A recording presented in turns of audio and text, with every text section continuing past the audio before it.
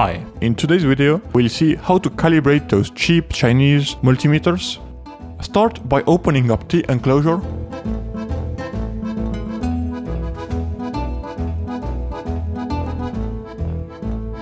So inside we see a typical cheap multimeter, so a cheap battery, a cheap fuse, cheap breadboards, and what's interesting for us is this cheap potentiometer. There's already some glue on it that we have to remove. And now the thing I didn't tell you is you need another multimeter that's precise. Using this other multimeter you can measure a reference value and write it down on a piece of paper.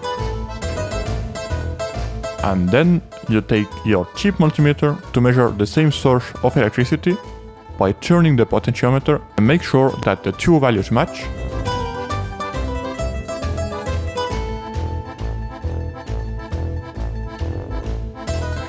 Use some hot glue to glue the potentiometer in place.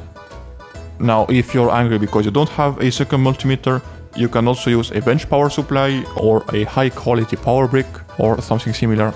But yeah. Finally, let's finish by closing the multimeter. And now in your next electronic projects, you'll know that at least the multimeter works as it's supposed to.